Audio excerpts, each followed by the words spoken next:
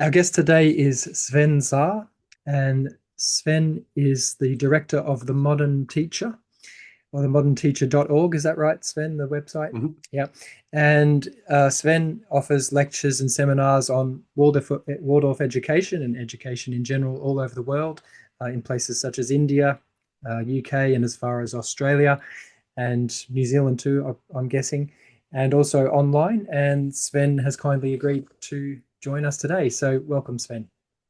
Thank you for having me. My pleasure. I always like to start with people's origin story in a sense. So, I mean, you don't have to go right through your entire biography if you don't want to, but often I like to ask how you came into be involved in Waldorf education or connected with Steiner's work, and how you met that and how that led you forward from there. If you're happy to start there. Yeah, in a way, I came to it in the best possible way as a complete unknown and innocent. Um, so when I finished school, when I grew up in Germany and finished my A levels and didn't quite know what to do, and my mum suggested that I should apply somewhere for some things, even if I got rejected, it would have been meaningful.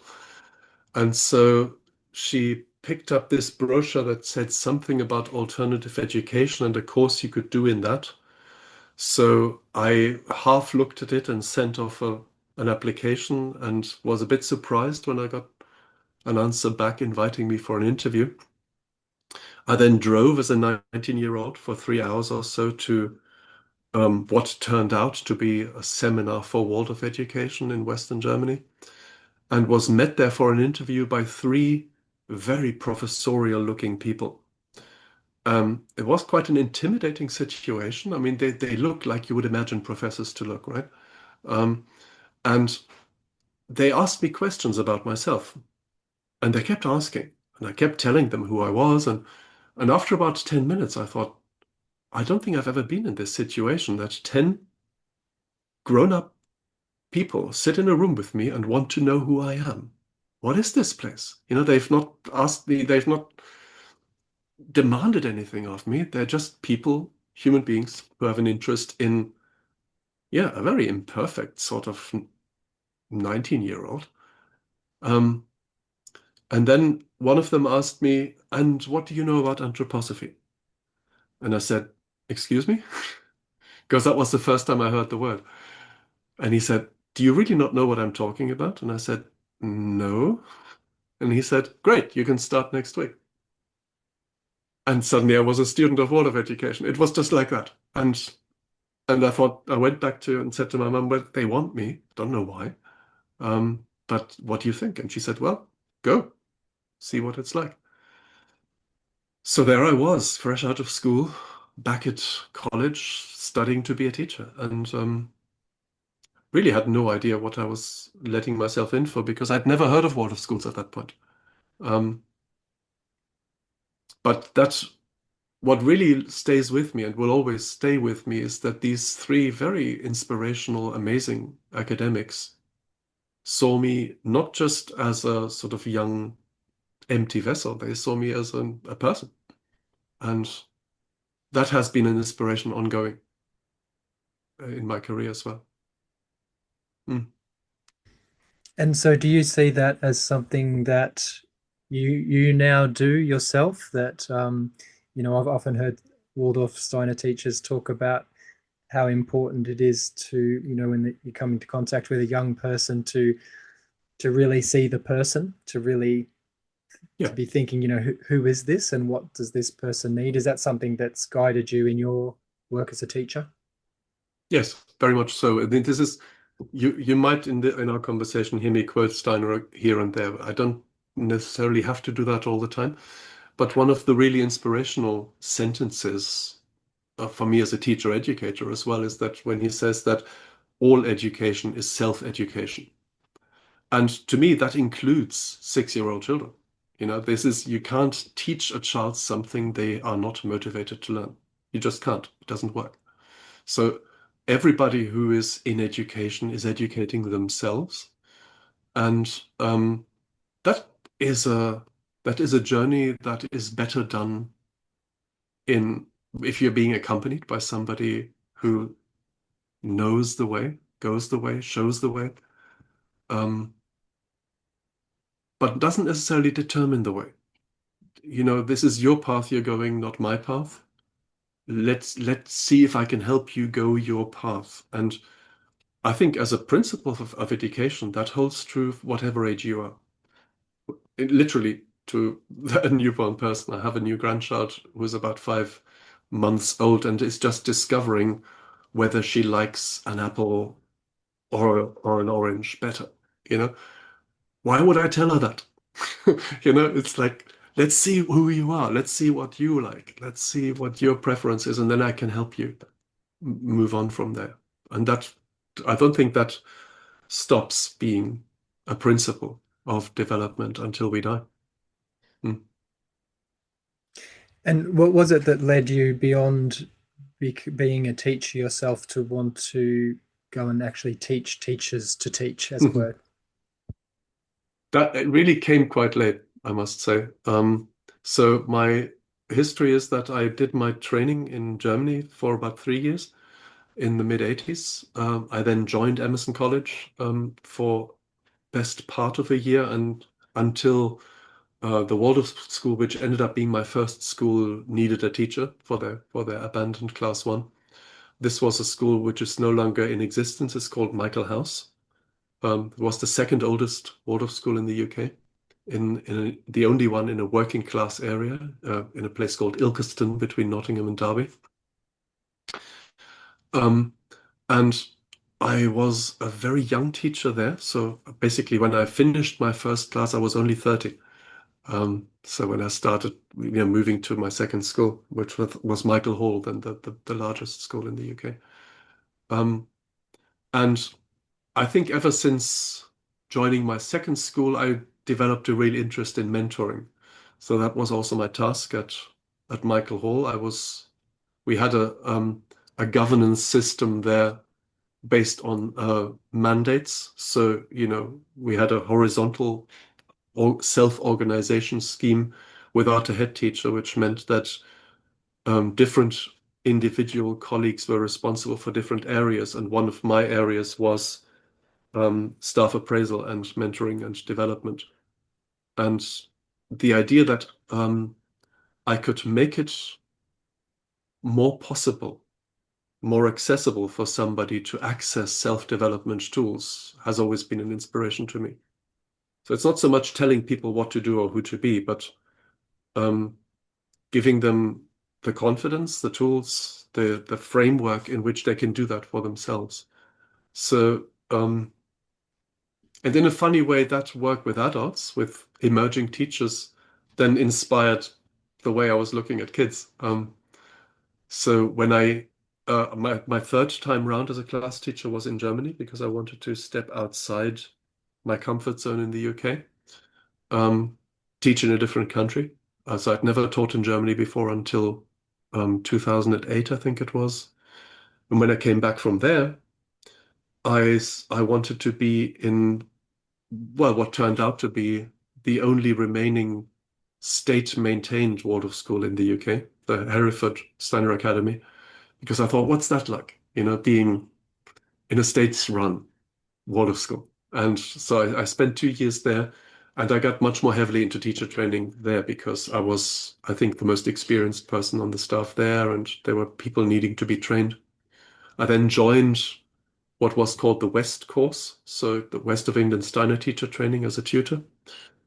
And when the pandemic started, its director decided he wanted to step back into teaching.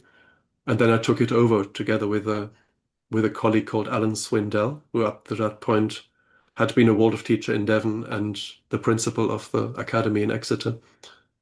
And together we then looked at what does teacher training, teacher development, teacher education need um, as a new approach, partly inspired by the crisis that we found ourselves in the UK. So that has been quite inspirational, although shocking in many ways. The cold water that was poured over us from all sorts of directions in that crisis was really a wake-up experience for many of us, and a creative challenge. And I've found I've been able to not having to pick up too many old habits in this life. So, just like a class teacher who's always trying to find ways of re-energizing, reinventing, I find I've kind of been able to do that in teacher training as well. So I always thought I would miss children, um, and part of me certainly does, but I don't think of it much because working, especially with so many different adults in so many different cultures and stages of their career, has been a massive inspiration. So it's never boring. Okay, yeah. Could you just say a little bit more about the this crisis in the UK, Yeah, just for our viewers and listeners who may not know what we're talking about? it's a salutary tale, especially for those of your listeners and viewers who are not in the UK. Some of you might have heard this, and if you're in the UK, of course, you've probably lived through it. Um, the schools in the UK are subject to regular inspection by a government agency called Ofsted, Office for Standards in Education. And that's true for every school, both those that are state maintained and those who are independent. Um, there are certain standards that have to be maintained, and the government sees its role, one of its roles, as ensuring that these standards are met. Um, a number of things happened where people in the surroundings of Waldorf schools had bad experiences that they felt they needed to report to Ofsted. And then there were a few sort of random inspections of schools, and the inspectors were quite taken aback by what they found. And maybe the easiest umbrella to explain that is what could be lack of professionalism, a certain amateurishness that they found. And so they decided to do a systematic sweep of all the Steiner schools in the UK. At that point, we had 30. This is about in the year 2008, 9, no, sorry, 2015, 16, 17, that sort of time. Um, and of the 30 schools in the UK, 19 were found to be inadequate by the government inspectorate. That had different consequences for different schools. Obviously, most schools picked that up and realized they had to do something about it. Some tried to go down the route of defending themselves and their amateurishness by emphasizing their good intentions. Others tried very quickly to somehow turn themselves into state schools as quickly as possible. So different schools tried different techniques to get in the government's good books again. Um, One of the things that the government inspectors probably correctly picked up was that there was no real academic route into teacher training if you wanted to become a Waldorf teacher. So you could, come from any profession, even without an academic training of any sort, do a Waldorf teacher training and then become a Waldorf teacher without ever having studied pedagogy or methods of education or anything like that in an academic sense. And they criticized that, rightly or wrongly. Um, and so we looked at the thoroughness of what we were, um, with which we were preparing the teachers for the life in the classroom. We embraced quite a few um, good impulses from government and state sponsored practice that we felt were sitting well within the Waldorf environment. We tried um, to maintain others. It's probably fair to say that the response of UK Waldorf schools to this crisis has been a bit of a mixed bag. So currently we have 17 of those 30 schools left. The 13 that have probably closed permanently. They're unlikely to be reborn in some form.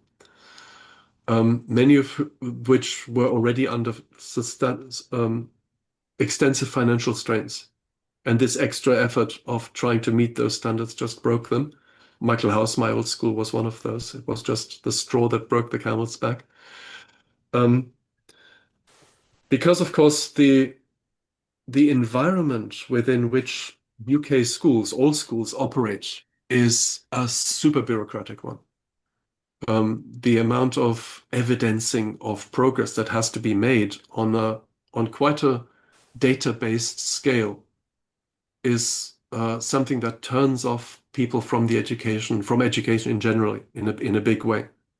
Um, and one thing that has always been what that continues to be an ongoing challenge, I think, for people like me, is to try to embrace modern professionalism and avoid at the same time throwing the baby out with the bathwater. So um, I don't know if you are familiar with a columnist in The Guardian called Simon Jenkins. He put it right at the beginning of the pandemic. He put this Ofsted question very succinctly. He said, in the justifiable attempt to make the important things measurable, we have made the measurable things important. And a lot of what could be called the PISA narrative, the way in which we create league tables to judge how well we're doing in terms of educational outcomes, has to do with measurable things. So we emphasize STEM subjects, literacy, those kind of things, because we can create comparative data sets in those. And we let go of the soft skills, the artistic things. You know, we let go of modern languages, we let go of art and music and crafts and things like that from education. They count as luxuries now because we can't produce reliable data sets with it. And um, this kind of systematizing of outcome-based education is something that really is quite a toxic thing, I think, in the school's context. And this is something that I've been very anxious about not trying to mimic while we're trying to, at the same time, embrace um, the challenge of professionalization. And we certainly have done that with the Modern Teacher Institutes. So we ran an in-person course for 4 years at Ringwood Waldorf School, that a part-time teacher training, um, which very strongly tried to look at what are the roots of Waldorf education, its prime intentions, but very crucially also how do we measure its impact and whether it's successful? Because one of the key phrases I've picked up from the mainstream education practice are the three words intention, implementation, impact. This is what you get taught in English teacher training all the time. You know, why am I doing this? How am I doing this? And how do I know that it works? And I think the inspectors were justified in saying, you're pretty good at the first two in Waldorf education, but you're not paying enough attention to the third, the impact that your work is having. You're telling us that your kids are happy. How do you know? You're telling us that your kids are benefiting from a holistic approach. How do you know? What's your evidence for this? And these are questions that we have to be able to answer. And the awareness of those questions will make us improve our practice, I think, substantially. That's why I called it a welcome wake-up call, although for many schools, the crisis was quite traumatizing, I think. Yeah. Yes, a welcome wake-up call, but also very traumatizing for many people um, because of the community that's created around a school. You know, Yes. that especially the Waldorf and Steiner schools are very good at creating community through the festivals, through the way that Mm, the parents are able to feel a part of the school. And when that goes away, and when it goes away very quickly, especially suddenly, it's very, very painful for people. But yes, I can also see how some of those things uh, yeah, were welcome to, you know, to deepen the understandings of what the teachers were doing, and to professionalize things to mm. some degree as well. So And schools really had to, this wasn't all to do with teacher training. Schools really had to accept some element of responsibility there. It still happened in quite recent memory that people who've done part of our course have applied to schools without a diploma of any kind, or without a completion, and have been taken into those schools without any kind of references being brought in, because schools are desperate to get good teachers or to get any kind of teachers. And this is something that we were hoping to leave behind, that we professionalize the hiring process, um, so that that there is more of a synergy between the school and the training course. And this is something that maybe we're only just really properly waking up to the need for that. There's a course here in Hamburg. You mentioned your connection to Hamburg.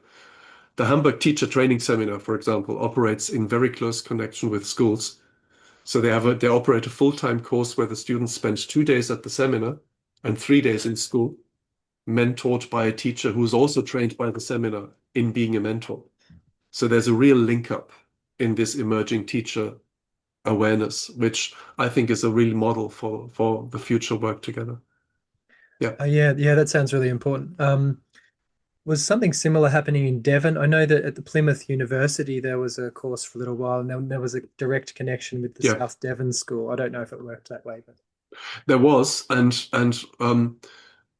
I didn't want to give the impression that practices in schools were amateurish as a rule. I said this is what the inspectors found. I think actually in my first incarnation in the UK, which lasted from the early 90s till the late 2000s, um, I was here for about 19, 20 years or so. The Steiner School's fellowship, as it was called then, did a fantastic job in trying to professionalize schools. It's especially Kevin Avison, who was its leader for a while, Martin Rawson, Christopher Clowder.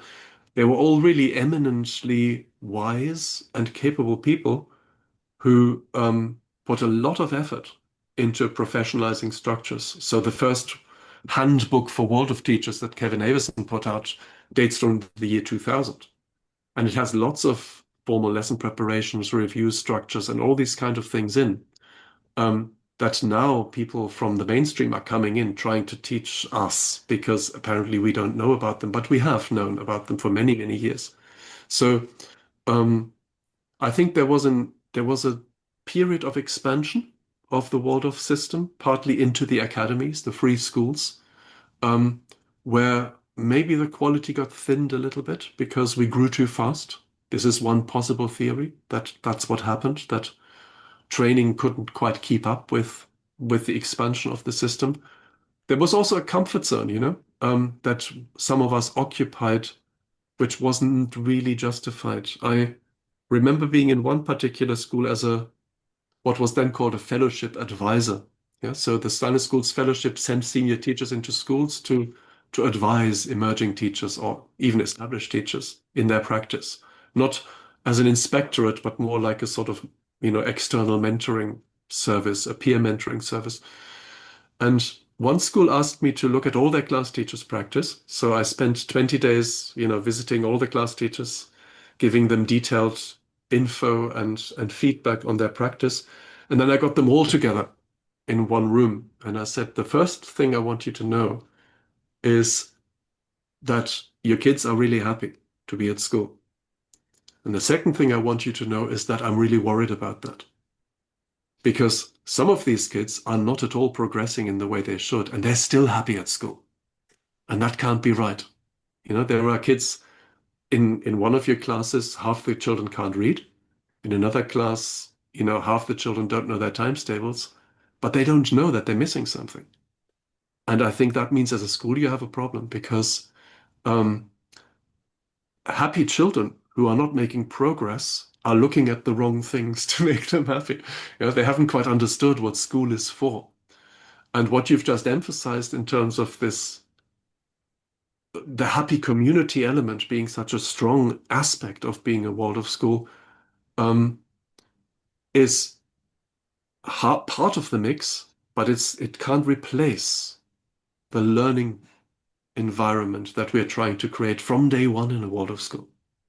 Yeah, this is just to quote Steiner again. In his first teacher's course, he on the fourth day, he pretends to be a class one teacher, right? So he says, "This is how I would address the children." And he's not very good at it, I have to say. He was never a classroom teacher himself, so he's a bit clumsy about it. But he makes a really important point. He says to the children on their first day, "You are here to learn. And you have these two friends, your hands, and they will help you learn." And why is it an important thing? It seems so obvious. Because in kindergarten, the child never hears that. Before they come to school, they live completely in the moment. They come to kindergarten and it's baking and it's playing and it's drawing. Nobody ever says to them, "You're here to learn for the future." This future consciousness arrives from the first day of class one. So a shift has been made, a threshold has been crossed into this self-awareness of being a learner. And they have years to get used to it, at least class one, class two, until they get to this place. Yes, it's a transition, takes time. But as a teacher, you're working on that self-awareness. You're helping them understand that this is what school is for. All the games, all the happiness, all the social cohesion absolutely has to be there. But a day in which you haven't learned something new isn't a school day. And this is something that mainstream understood, I think, long before us, in if I judge simply by the practice that I've seen. Although in theory, of course, we've known that for a long time. Okay. Is there a danger with the, just going back for a moment to the, Mhm. what the Ofsted inspectors, if you like, brought into the picture, this um, bringing the focus in on the results, so saying, okay, you're good at the first two parts, Yeah. but what about the results and the success and being able to measure that? Is there a danger to that, that if that becomes too much of a focus, then you lose? Because, I understand what you're saying, but the community aspect, the happiness, the joy, many children that I know who've been in Waldorf schools, Steiner schools, actually love going to school and they can't wait to get there, which is often Mhm. very different in the state school system. If you, if the focus starts to lean towards results and success, which and learning, of course, it's all important. I'm not disregarding that at all. It's vital. But is there a danger with the focus going too far the other way? Yes, but it's not the yes that you're thinking of. Because in what you imply, I think you don't make the distinction between learning and having learned. Results are about having learned something and then being able to demonstrate that. Learning is about being engaged in a process. Yeah. Where you come to school, and every school well, the way I put it in teacher training, you have to experience the three somethings, right? So every day, every lesson, you hear something new, you deepen something on uh, which you've already learned, but which you need to practice and work on, and you get at somehow the feeling, this I know. So you finish something. So every day, something new, something deepened, something finished. That's that's a rhythm in that will keep you engaged in school. So from the something finished, you get your sense of achievement. I know this, I can do this. From the deepening, you get the sense of process, and from the something new, you get the sense of wonder. Yeah, and all three of those are equally valid, I think, from your experience in your experience as a child. Um, and I think just the sense of well-being can't replace the sense of process, the being engaged in continual development. Um, the bit where schools run into problems is if they follow the Ofsted narrative in focusing on those things where you can create meaningful data sets for progressing. I had some bizarre experiences where I was, as a teacher, I was asked to enter data sets of reading progress, right, into a software program. Okay. So I had taken over somebody else's class. And I was told by my line manager, this was in a Waldorf school, by the way. Um, I was the new class teacher, and I was told by my line manager, make sure you enter those data because Ofsted might want to come and see them. So I said to her, how seriously do I have to take this? And she said, oh well, it's Ofsted, you have to take it seriously. And I said, okay, these kids are new, so I'm going to have to spend the next 2 weeks testing them on their reading to be able to get any idea. And she said, oh yeah, do that. So I did that. Okay. So 2 weeks later, I sat down with the software program and I tried to put in the relevant number-letter combination. And I don't know if you've ever seen these things. Um, you put something in like 5E, and 5 means it's grade 5, and E means emerging, right? And S means secure, and X means exceeding or something like that, right? So you have a combination of letters and numbers. And when I was trying to do this, I realized that my predecessor had been far too optimistic. Okay. So I just couldn't see any evidence for the grades that I saw in front of me from the term before, right? So because my line manager has said take this seriously, I tried to put in the correct ones as I saw them, but the system wouldn't let me do that. Okay. So I rang my line manager and said, I want to put in what I see as the accurate progress data, but the system doesn't let me do that. Oh yeah, I forgot to tell you, she said, you can't go back. So I said, okay, thanks. I put the phone down. And I thought, well, the best thing I can do is then, to keep this child the same, you know? There's still not really a 5E, but that's what I'm going to put in. The system didn't let me do that either, right? So I rang up again and I said, I can't do that either. And she said, oh yeah, I forgot to tell you, you can only go forward. Can you imagine the world in which a school, and this was a common software system for measuring progress data in education, right? Um, in which a school signs up to a system in which each pupil makes automatic progress. And the teacher assessment basically becomes a farce. When I then later checked this with my colleagues, they said, oh yeah, we just, you put far too much work into that. We just spend 10 minutes and we just move everybody up one step. And sometimes two, if they've made an Uh, effort. well, And this, I mean, and I know that this practice is hugely widespread because teachers under so much time pressure that this is some way where you can save time, right? So you just follow the algorithm and you just let the AI do its work and it's there.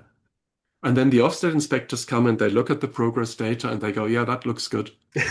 And nobody's ever looked at the kids and whether the kids are actually learning.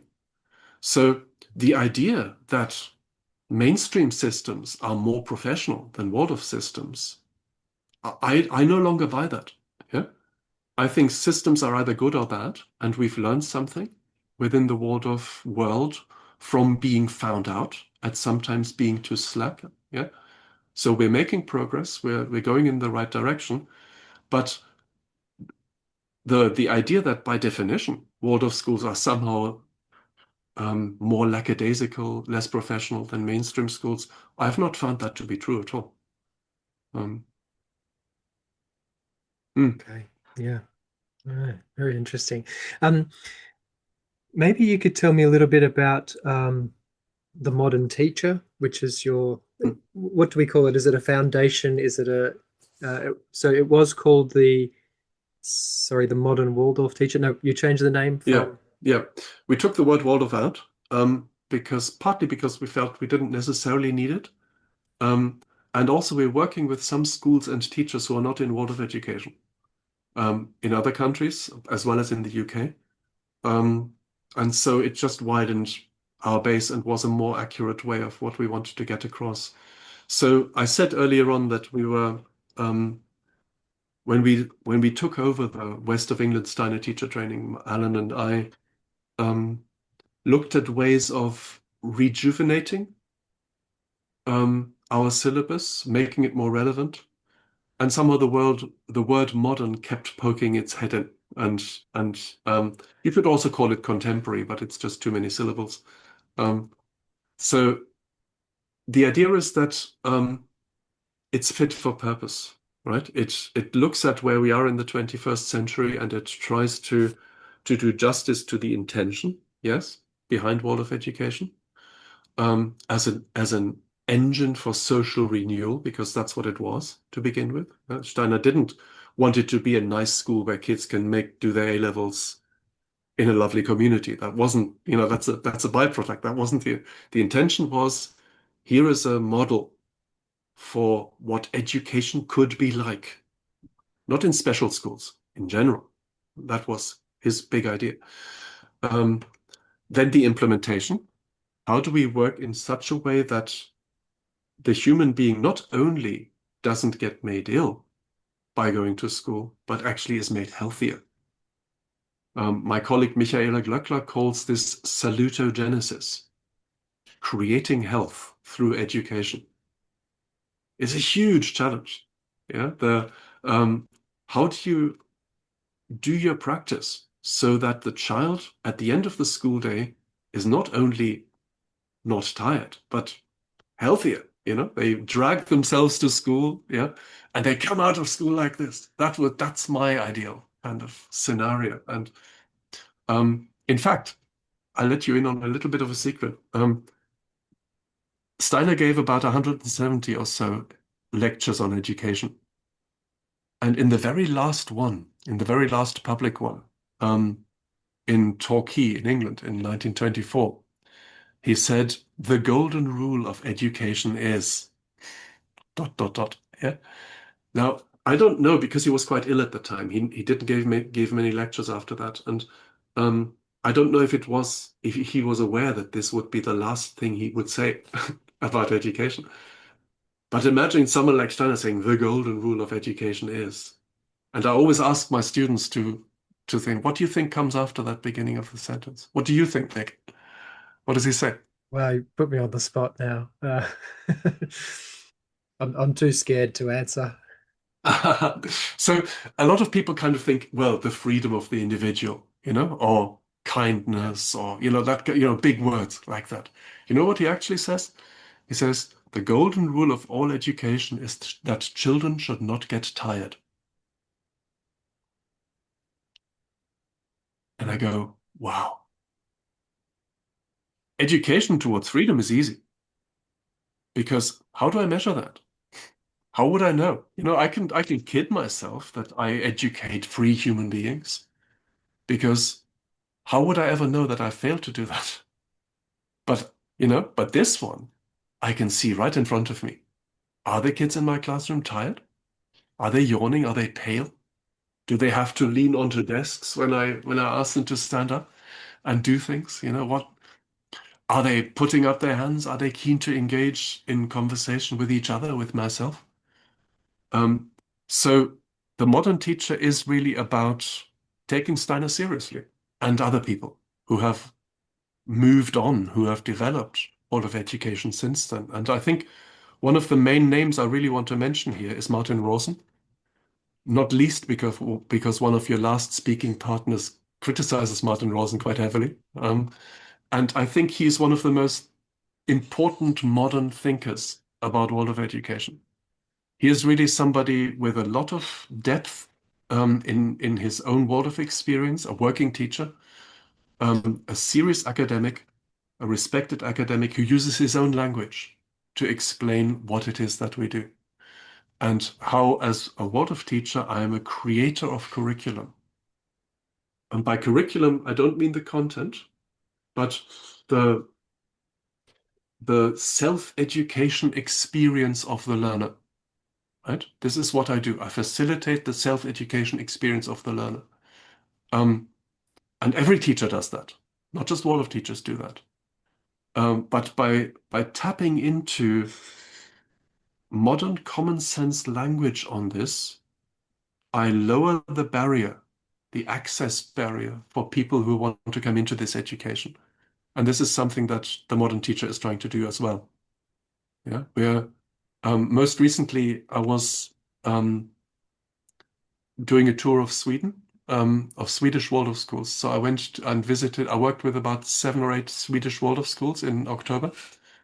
And in Sweden, they can't really teach the Waldorf curriculum, the Waldorf content curriculum, because all the Swedish Waldorf schools are paid for by the state, right? 100% state funded. So they have to teach the national curriculum there. And yet, if you ask them, they proudly declare themselves to be Waldorf schools. They proudly declare themselves to be Waldorf teachers as well. Why? Because for them, Waldorf is a verb, not a noun. They work as Waldorf teachers, independent of the content that they teach. And I find that really inspiring. That's the modern way. Yeah. So it's a phrase I've only recently coined based on that journey to Sweden. But yeah, let's start spelling Waldorf with a small W instead. Yeah. and make it something we do rather than something we believe in.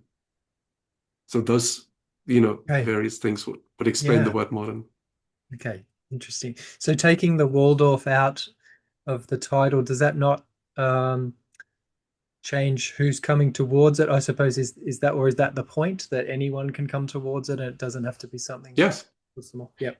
in a way that is the point. I'm not Mhm. distancing myself at all from the tradition, from Steiner, from any of the sources. Um, One of the things I do in a number of the courses that I work for is I teach anthroposophy.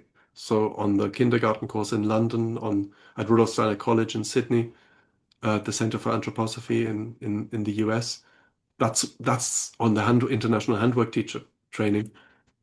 That's my job. I teach anthroposophy. So I'm a long way from saying let's drop this. Okay, that's not what it's Sure. about. Sure.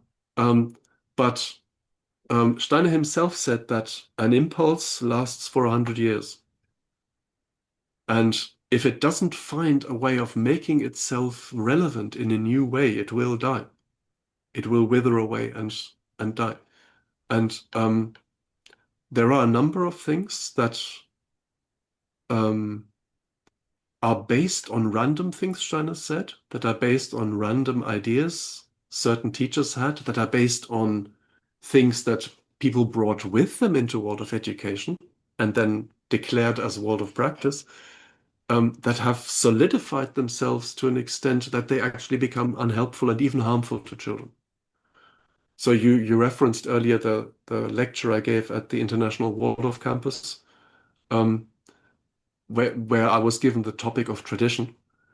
And I made the point there that, for example, our reluctance to use proper writing tools when we teach children to write literally damages their hands. Yeah. So this is one of those things that where I mean Steiner never talked about which pencils to use, right? That's not something he did. But this is something that has been allowed to develop over decades. Wax crayons for writing, which clearly aren't writing tools.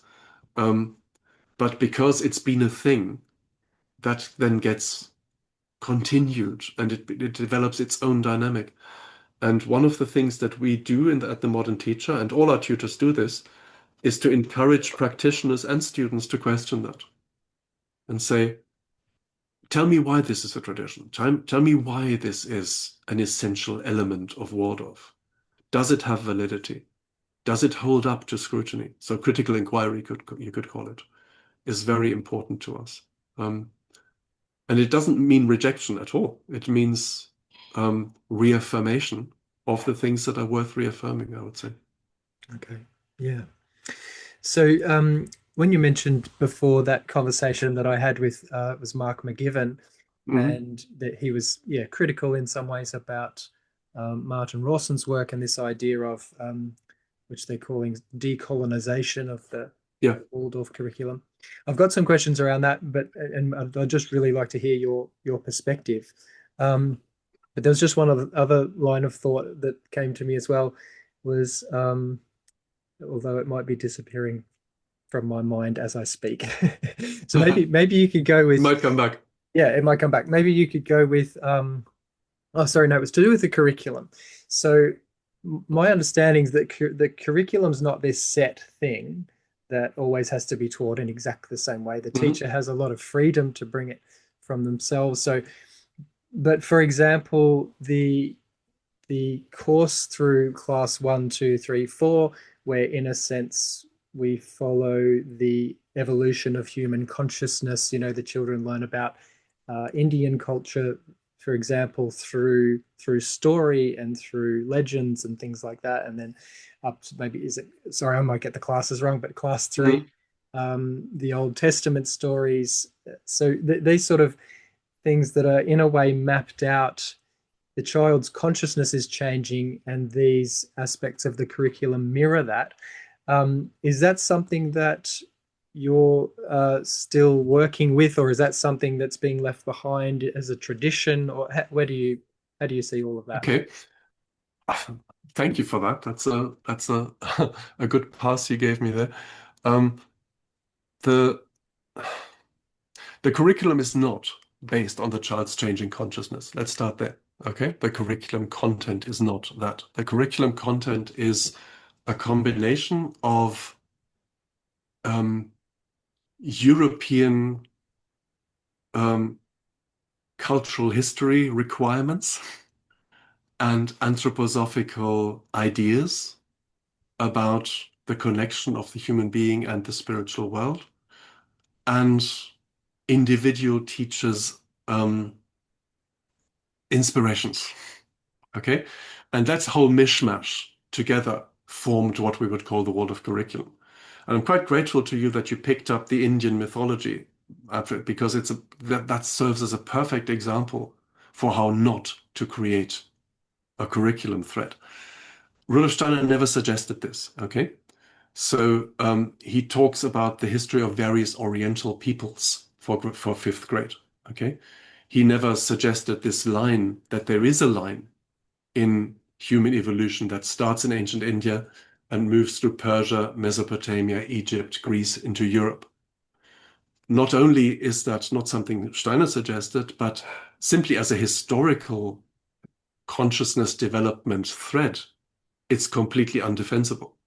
It's just not true that this happened in human history. There is, Persians were not further developed than Indians. There were cities in Turkey long before there were cities in India. We know that now. So archaeologically, this is based on a fallacy.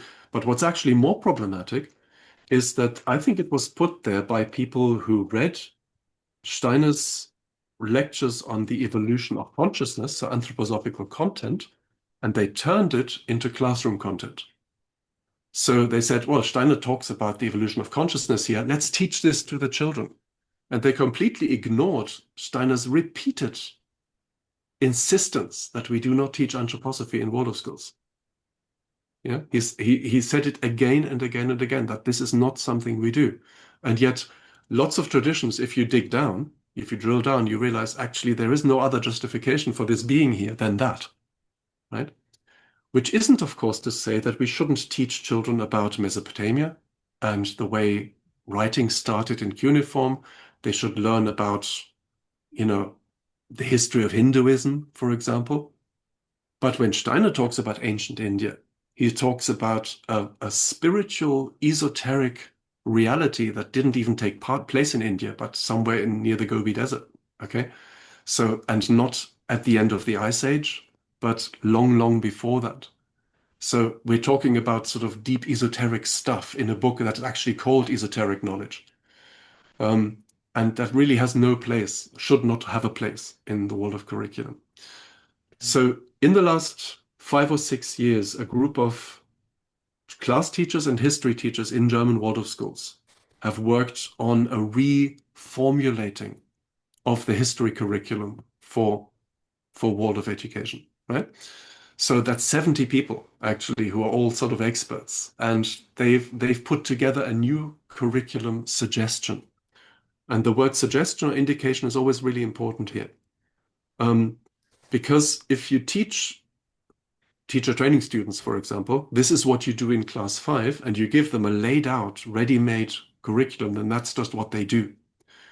They don't then go back to what I called intention earlier and ask themselves, well, why do I actually do this? What's it about? Right? Why do Waldorf pupils not hear about dinosaurs? Why do Waldorf pupils not hear about China? Because Steiner never talked about dinosaurs or China, right? That can't be right. Yeah, this is a bizarre kind of thing, isn't it? And so what we've come to realize in the 21st century is that we need to look at the word curriculum completely differently. And by we, I don't just mean Waldorf, I mean educationalists everywhere. In educational academic circles, the word curriculum is now understood to mean everything that contributes to an educational experience of the child. So including the voice of the teacher, the social cohesion of the class, the colors of the rooms, the size of the classroom, whether I'm made to wash my hands before going to snack. All that is curriculum. And the content is a part of that. Now, one of the papers I most recently submitted to Waldorf Resources is one of my colleagues from India, from a school I work with there, having just completed class 5, her history approach to ancient India, right? Really good work. Why? Because she's working in India with Indian pupils. This is really interesting. I'm looking forward to looking at the work somebody in 6th grade does on medieval cultures within China from a Chinese perspective, rather than repeating things about Crusader knights in Beijing, which is bizarre, in a city that actually lives, that has medieval culture on its doorstep, right? So, what really imaginative, responsible people like Martin Rawson have originated and brought to us is permission to question and to invent and to create in a way that is coherent with the environment in which we are. Yeah, and this is far more important than some idea about mirroring some development of consciousness, which at best is an anthroposophical idea. Okay, I'm very interested to hear that. Yeah, because that was something that I had a strong conception of that um, this evolution of consciousness not really being taught as such in the classroom, because as far as I know, it's not really taught in an anthroposophical sense. It's story, legend, Mm. images, and culture. But But can I? I I don't understand. want to interrupt you, but I No, just want to please. pick you up on Yeah. because you also mentioned the Old Testament stories, and Mm, and I want to pick that up because it's a really good example of something that I think we do really well in world of education. mm. I think that's there not so that we study Jewish faith, right? Although it's a Jewish story. Um, the Old Testament stories are basically the um, evolutionary history of civilization in one continuous narrative. And I don't think you find that I don't know of any other story that starts at the creation of the world and goes to the building of the first cities in one continuous generation-based chronological narrative. So it's a fantastic piece of world literature that reflects the gradual development of civilization, which is why all the children in all the world should hear it, right? Not to educate them to believe in Jehovah, but but but because it's an imaginative picture of how you move gradually from a divine inspired consciousness to a free consciousness in which you can do things wrong and not get punished for them.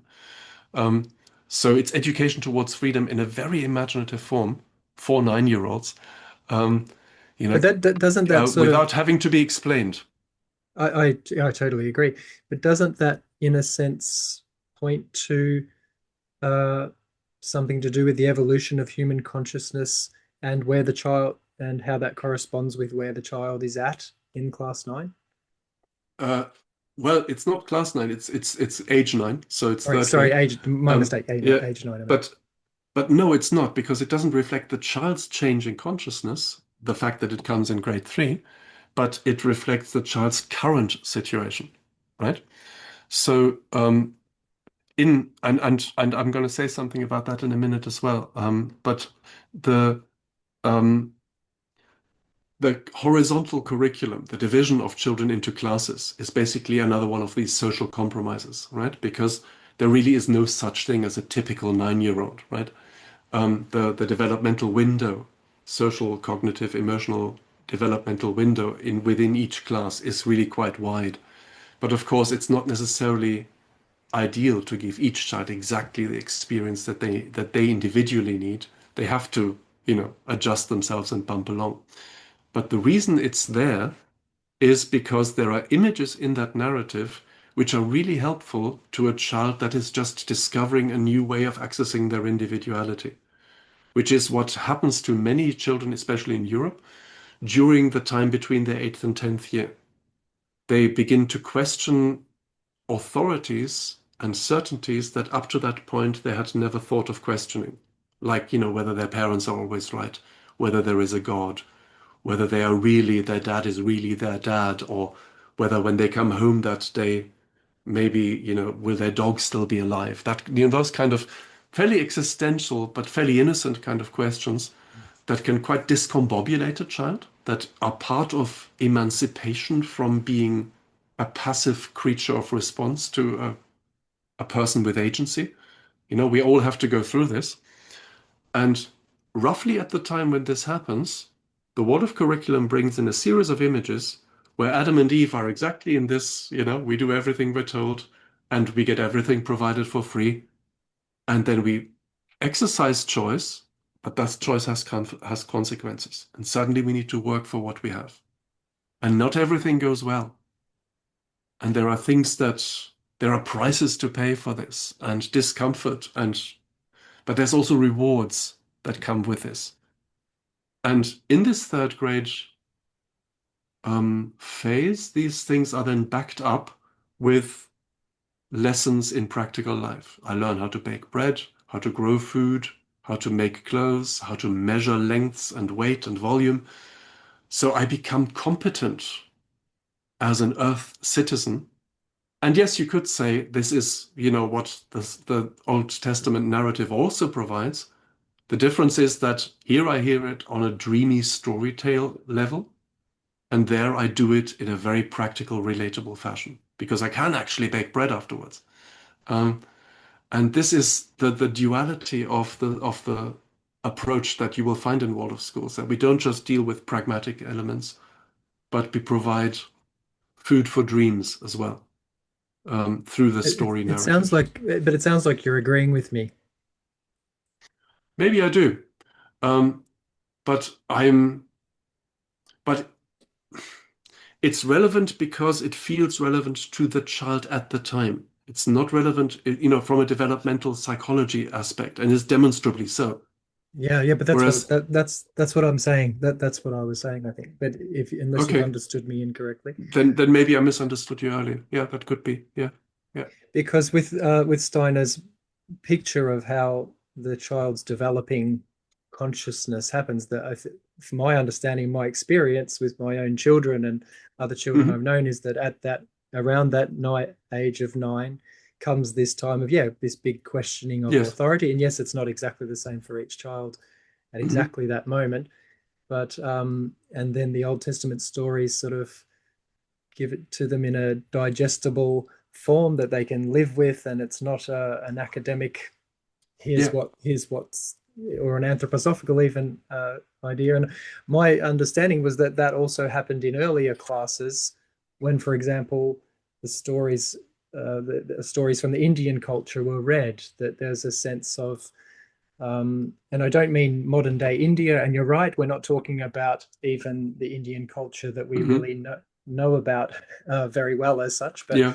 that the dreamy state of consciousness that the younger child is in is mirrored in a sense in some of the stories. And so, yeah, I felt like maybe you were disagreeing with me there, but Well, yes, where I disagree is maybe this wasn't the point you were trying to make, but what I sort of object to, and what most historians will object to, is that there is a demonstrable um, dreaminess of consciousness in people who lived in India 7,000 years yeah, ago. but that's Yeah, yeah, no, I mean that's well, and I we're can't somehow prove replicating that by telling stories to it's kids. it's not That's it's not that sounds too hazy to me.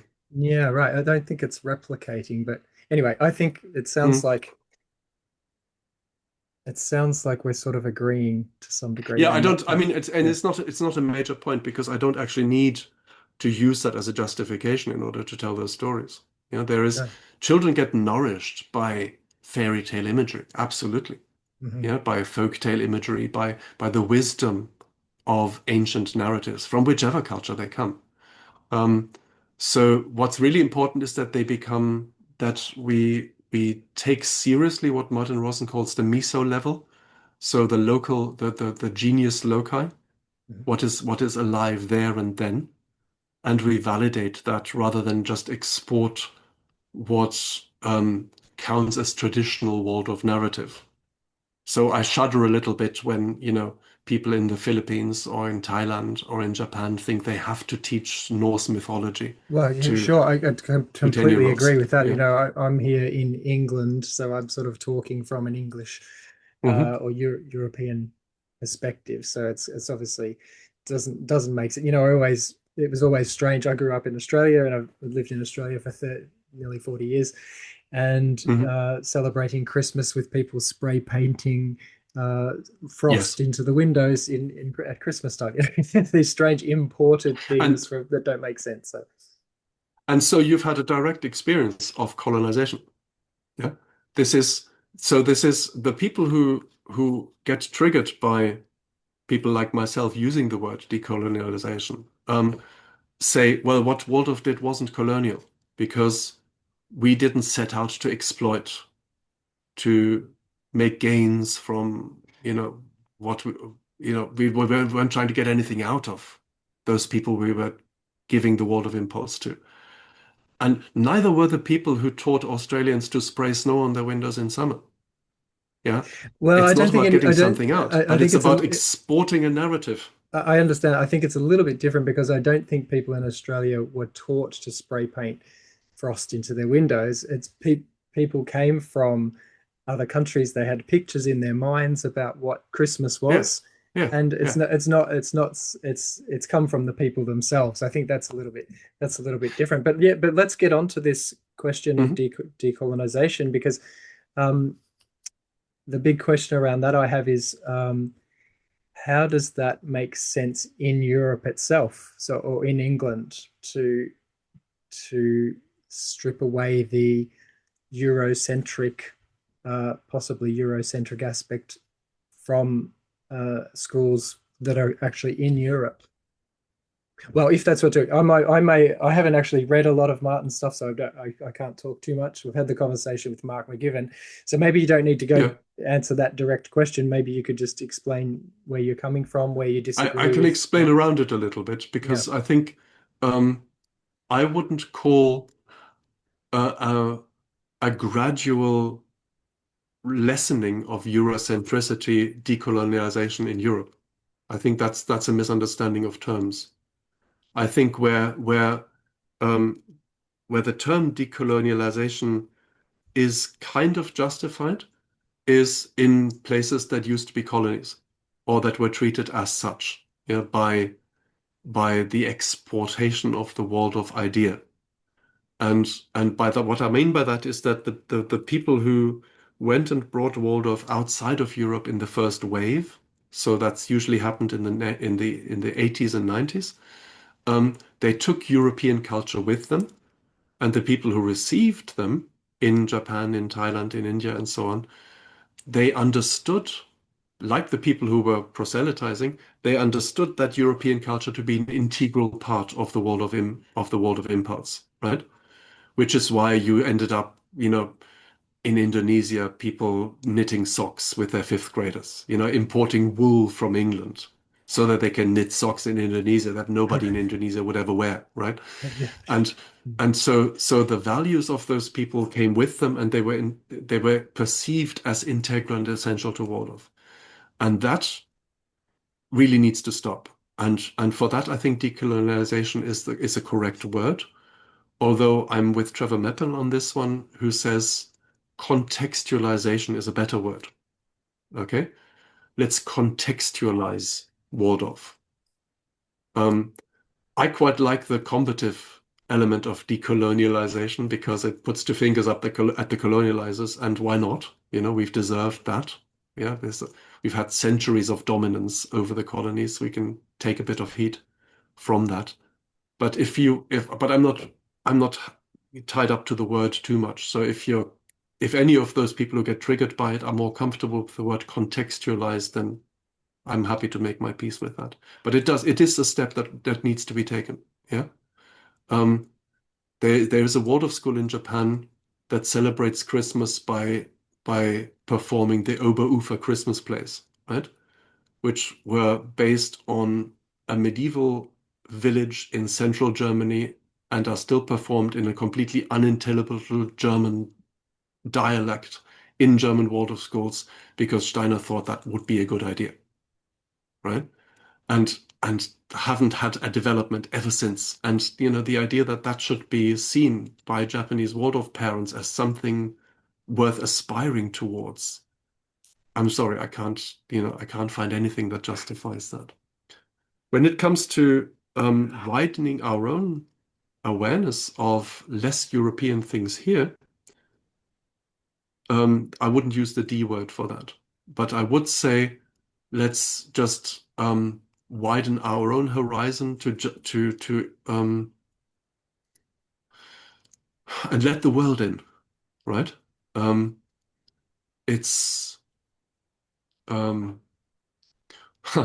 a good example is the way we teach writing to kids in English-speaking countries, right? Um, in German, every noun is spelled with a capital letter. I don't know if you know this, right? So not just names, but all nouns are spelled with a capital letter, right? Which is why Steiner made a big deal of teaching capitals first, right? Because all things in German have a capital letter. It's led to a practice in other European countries, in other European languages, where class one children write exclusively in capital letters for a whole year. Um, in fact, the only places where you will find people writing whole sentences in capital letters are class one Waldorf blackboards and Donald Trump's tweets. Nobody else does this, right? Everybody else in the English language uses 19 times out of 20 uses small case letters. So um, embracing reality would mean that we come away from a Germanocentric tradition of capitalization to the reality of the English alphabet and teaching kids small case letters right when they start reading and writing. Okay, that's an example of not from abandoning Eurocentric practice, but from abandoning Germanocentric practice. Um, and there's lots of examples you could use where, and I think that actually, in fact, we've already said goodbye to that in practice. In most British Waldorf schools, we no longer tell only Grimm's fairy tales in first grade. Lots of people tell fairy tales from all around the world, and quite rightly so. Yeah, we no longer just look at the British Isles in geography in fifth grade, but we look at geographical concepts and so on. So a lot of contemporary thinking has already found its way into our practice, and rightly so. I don't think it's an ideological or political point at all, actually. It's just a case of being with the times. Yeah, our horizon has expanded, the world has shrunk, and our curriculum needs to keep pace with that. That's all. So where's the difference then? So let's say, for example, okay, yeah, I agree with you. It doesn't make sense in Japan to have the Oberhofer Christmas plays in a strange, I shouldn't say strange, but in a German dialect that's little known. Mm. Um, does it also work the other way? So if we're in an English school or a German school, to to start to have, you're saying open up to the world a Mhm. bit Yeah, more. yeah. Where do we draw the line about teaching the children their own local geography or the geography of the continent they're on? And where do you draw the line? Is it in danger of becoming anti-Western in a way? No, in a word, absolutely not. I Mhm. think that is ideology. To sort of peddle that narrative, to say that somehow um, we're in danger of turning against Western culture, Western history, Western reality. You know what that's called? It's called replacement theory. And it's one of the worst MAGA narratives you can imagine. It's deeply racist and it's completely irrational because nobody would teach no teacher worth the title, their job title, would teach kids Chinese geography before teaching them the geography of the place where they live. Why would you do that? Mhm. So I think those are constructed narratives, um, Sure. conspiracy theories, and I really don't find any credence in any of that. Okay. Mhm. So is that how you see, you listened to Mark McGivern, Mm. is that you place him on that side of things? Where do you see what he was No, saying? I Because have if, too much. Yeah, I have too much respect for him than to put it as crudely as that. Although some of mm, the people who've put comments under the interview we had with them really need to question um, where they get their information from and why they should be so frightened. Um, the I don't get what people's problem is with wokeness. I really don't. I've never met anybody, old, white, and male, who has been literally told what not to say. They all complain that they're being censored and stopped and cancelled and things, but no, it's not really happened to anybody. But it's oh happened to well, tons of. I'd maybe disagree Go with on. that. There are lecturers in universities who've been had their post removed for saying certain things that weren't necessarily racist or weren't necessarily prejudiced, because they questioned things just for questioning things. Mm. Sometimes someone recently uh, was put in jail because of a tweet in England, if you believe the news, which I often don't. But Well, so I that's the think thing, I think there are these yes. things going on. But does that put them in the same place as a woman in Afghanistan or a black person in 1960s No, of course, Atlanta? I don't no, think so. So, of course not. But but and but that the that's but the I think tone that's is maybe that like taking it a is little too the far. t but the tone is of a persecuted minority, the threatened old white male. And I don't get it. It's Mm. not an existential threat. It really isn't. People who look and sound and speak like me um, are still the most privileged type of person on this planet. Yeah. And with this privilege comes a certain amount of responsibility, and part of that responsibility needs to include a thicker skin, I think. Well, Yeah. I agree This up to a point, but if someone is having their livelihood taken away, yeah, it's not the same as being oppressed in as many other people from mm, different cultures have been. But if someone's having their livelihood taken away and they're and being, on an individual level, that is a real problem, and I get that, and mm, I feel sorry for people to whom that happens. And you're right, it hasn't happened. It has happened. It has happened in Brighton as well, from somebody who said something in favor of J.K. Rowling and lost her job. yeah, There yeah. is an So that's Yeah, it's a real but thing. what I really question is whether um it is as culturally significant as those people make out, and I don't think it is, Well, right? that may well be true, but it's individually as It's significant. individually deeply significant. That's Mm. true. But um, the literally millions of people who get sidelined, quietened, disadvantaged through nothing, not through something that they've said or done, but simply from the way they look or from whatever gender they have or whatever their sexual orientation is anywhere in the world. Um, if I ever hear those kind of stories and look at those kind of numbers, then I immediately stop feeling sorry for myself because that just doesn't have, there's no comparison there. Okay. Um, so I think the price for kindness is infinitely smaller than the price some people have to pay for equal treatment and equal rights. And I think it would behove some of us really well to recognize that we are not the ones who are really suffering. Okay. Well, I think yeah, you have to be a little bit careful not to conflate the two things because Okay. they're two different things in a way. If someone's having their livelihood taken away for supporting J.K. Rowling's comments, for example, Hmm.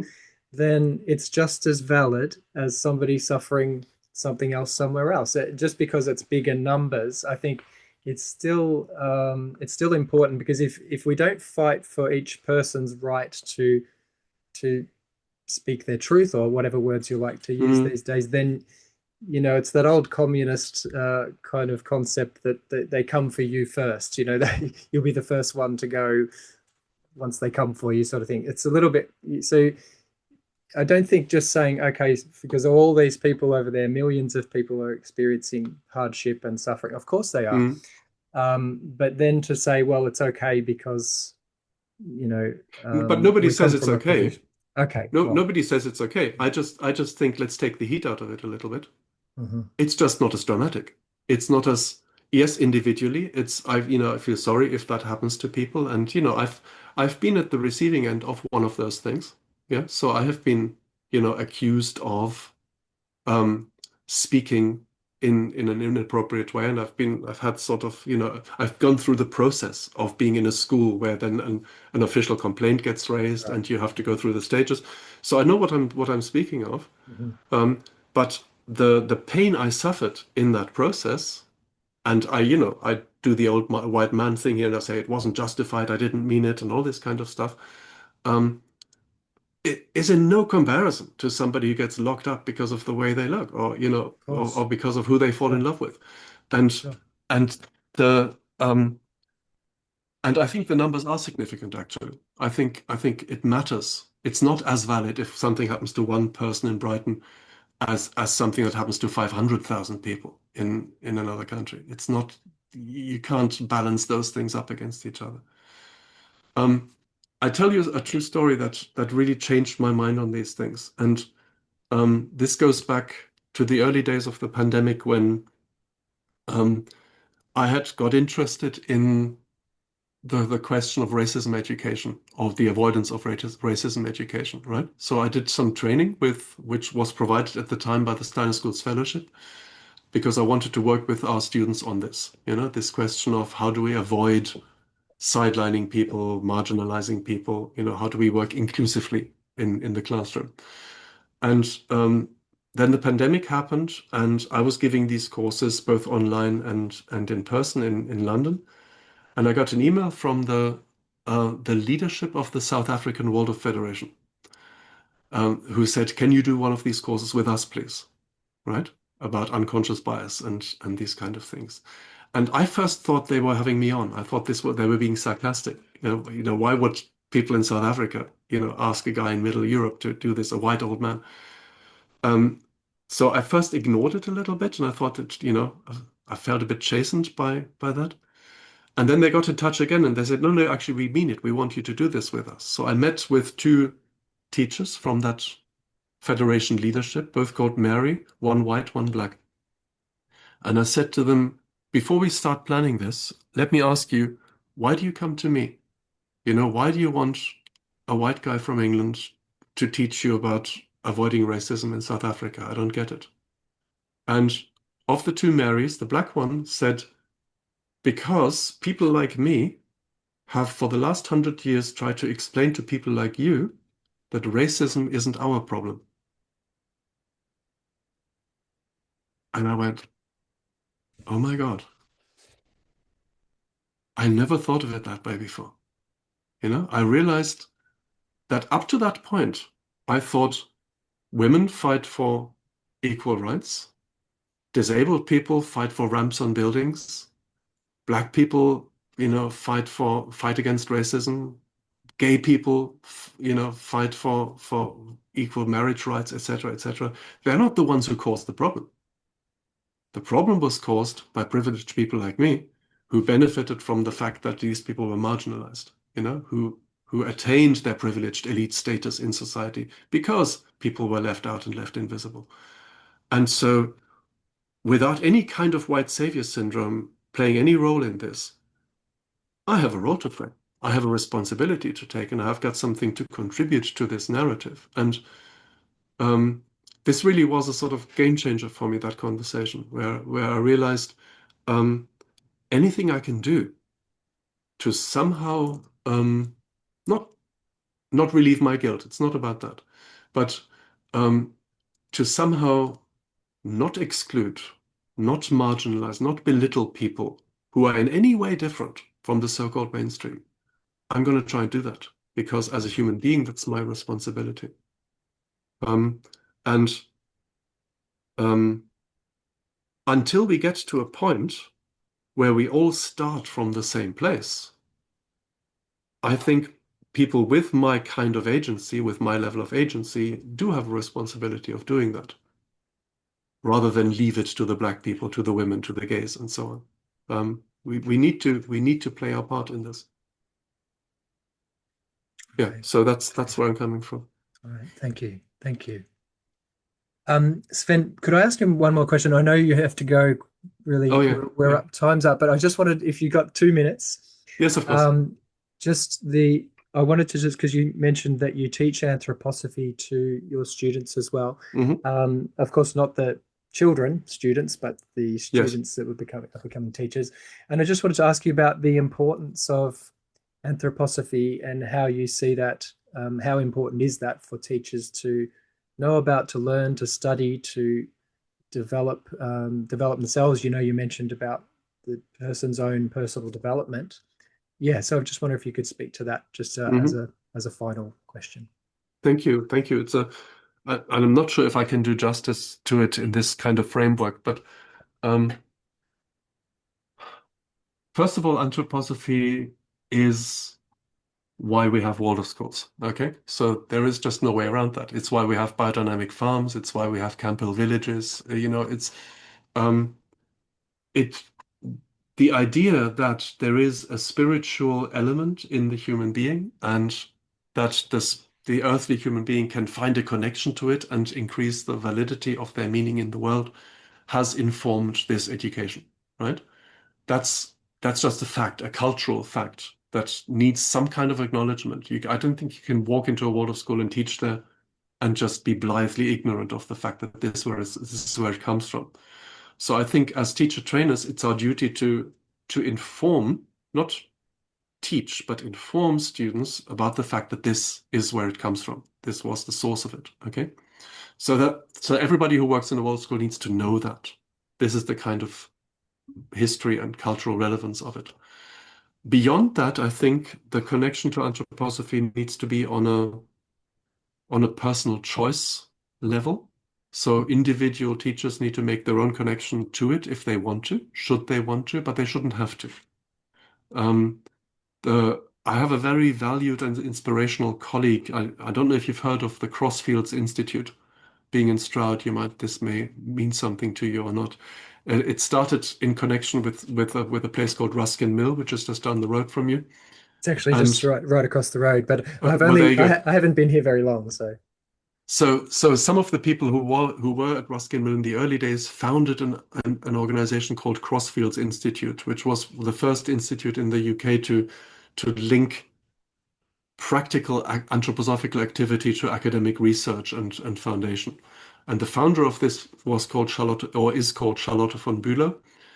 And I worked for the institute for a few years. And from her, I have the sentence: Anthroposophy is a light that you can shine on things if you want to see them more clearly. It doesn't change the things you're looking at. It just increases the lumen. It makes them stand out more clearly. So in other words, it's a tool. Anthroposophy is a tool you can apply if you find it helpful.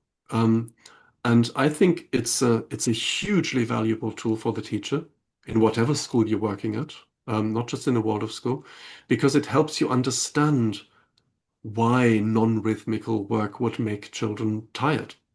It helps you understand your role in relation to the human beings in front of you. You're not just full of wisdom and they're empty of all knowledge until you've poured your wisdom into them.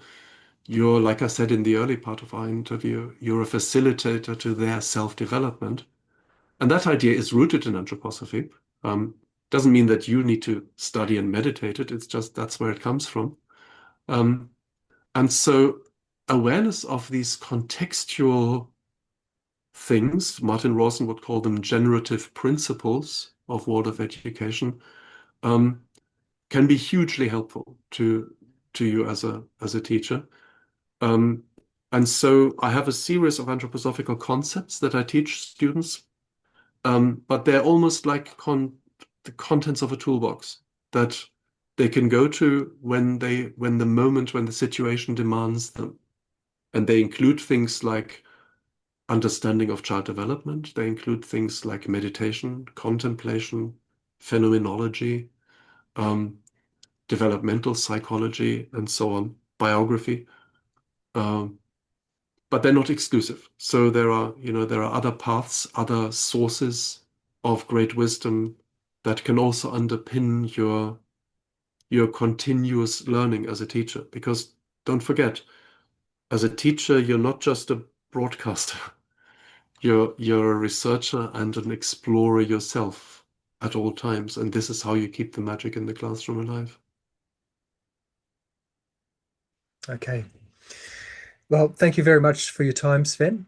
Thank you for your openness to my sometimes difficult and ill-formulated questions. Not at all, not at all. It's And been very enjoyable talking to you. Thank you. thank you, yeah, and for me too. And I'll put all your links and everything in the description below. Is there anything you want to add about the best place to find you? I mean, it's themodernteacher.org, I think Well, was there's the, no the in front of it, so it's oh, sorry, modernteacher.org. And modernteacher.org. Yeah. and we have I haven't said much about that element of our work, but we basically a lot of the work we do is online. We have offline resources based on online courses that we've given, where we try to give people helpful aids um,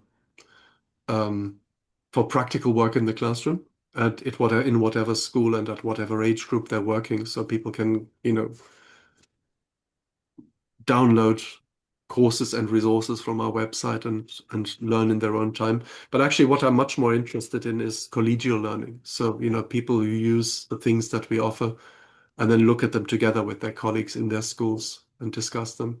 And yes, we do travel as well. So, I go around advising schools and helping people, and I can be contacted through the website. And it's modernteacher.org. Yeah, know the. Modern Mm, teacher, no the at the yeah. beginning. Okay, great. All right. Well, thank you very much, Sven. All the best to you with your work. And Thank you, Mick. Thank you yeah, for inviting me along, and Happy New Year, everybody. same to All you. the best. Thanks. Thanks a lot, Sven. Thanks. Bye bye.